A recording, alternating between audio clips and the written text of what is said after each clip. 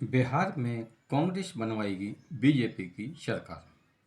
आपको यह सुनकर आश्चर्य तो हो रहा होगा, लेकिन इस समय जो बिहार के राजनीतिक समीकरण बन रहे हैं उसको देखकर तो यही लगता है कि जिस तरह से दिल्ली में कांग्रेस ने भाजपा की सरकार बनवाई, उसी तर्ज पर अब बिहार में भी बीजेपी की सरकार कांग्रेस बनवाएगी। चैनल को सब्सक्राइब कर बेल आइकन प्रेस करें, वीडियो को लाइक एवं शेयर अवश्य करें। बिहार में इस साल के आखिर में विधानसभा चुनाव होना है। सभी राजनीतिक पार्टियां अपनी अपनी गोटियां बिठाने में, यानी कि जातीय समीकरण साधने में जुट गई हैं, क्योंकि बिहार और यूपी दो एक ऐसे राज्य हैं कि यहाँ पर जातीय समीकरण ही सब कुछ हैं। बिना जातीय समीकरण के कोई भी पार्टी सत्ता में नहीं आ सकती है। तो ऐसे में इस समय एनडीए की सरकार है, नीतीश कुमार बिहार के मुख्यमंत्री हैं, भाजपा उसके साथ में मिलकर सरकार चला रही है। कांग्रेस का इस समय अलायंस आरजेडी से है, यानी कि महागठबंधन में कांग्रेस आरजेडी है। लेकिन महागठबंधन में सब कुछ ठीक नहीं चल रहा है। कांग्रेस और आरजेडी के बीच में इस समय टकरार चल रही है। और इस समय कांग्रेस ने की बात करें तो कांग्रेस पिछली बार की तरह इस बार बैकफुट पर नहीं रहना चाहती है। इसलिए आरजेडी पर प्रेशर बनाने के लिए कांग्रेस कुछ कदम उठा रही है, यानी कि कांग्रेस कन्हैया कुमार के नेतृत्व में का बिहार में यात्राएं निकाल रही है।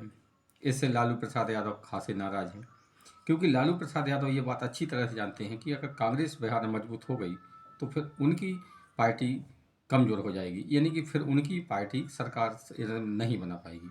इसलिए लालू प्रसाद यादव किसी भी तरह नहीं चाहते कि कांग्रेस मजबूत हो। और कांग्रेस ने अब ये ठान रखा है कि वो किसी के पीछे खड़े होने के बजाय अपने दम पर ही चुनाव लड़ेगी। अब अपने दम पर कांग्रेस बिहार में क्या करेगी ये तो सभी जानते हैं।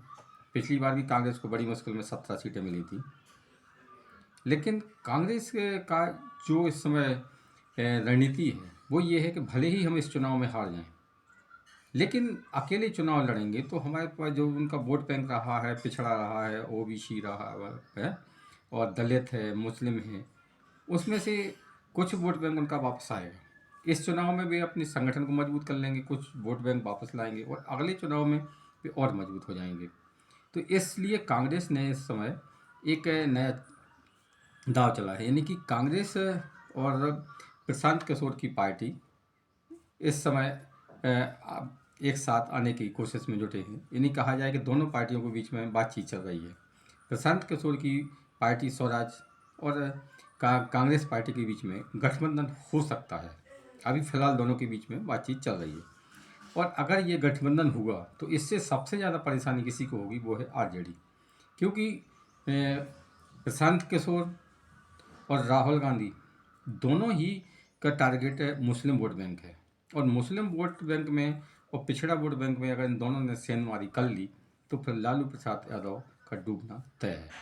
इसलिए लालू प्रसाद यादव इस समय कांग्रेस पर भड़के हुए हैं और बार बार वो कांग्रेस को चेतावनी दे रहे हैं। लेकिन कांग्रेस पर इस पर कोई भी असर नहीं पड़ रहा है, क्योंकि कांग्रेस ये बात अच्छी तरह से जानती है कि अगर आरजेडी का वोट बटेगा तो उससे फ़ायदा भाजपा को होगा। तो कांग्रेस को भाजपा की सरकार मंजूर है दिल्ली की तरह, लेकिन के आरजेडी या कोई भी क्षेत्रीय पार्टी है, क्योंकि क्षेत्रीय पार्टी जो भी मजबूत हुई हैं, चाहे वो यूपी में हो या बिहार में हो या अन्य राज्य में कहीं भी हो, दिल्ली में हो, वो सब कांग्रेस के वोट बैंक पर ही मजबूत हुई हैं। तो ऐसे में कांग्रेस ने ठान ली है कि अब वो अपना वोट बैंक मजबूत करके रहेगी।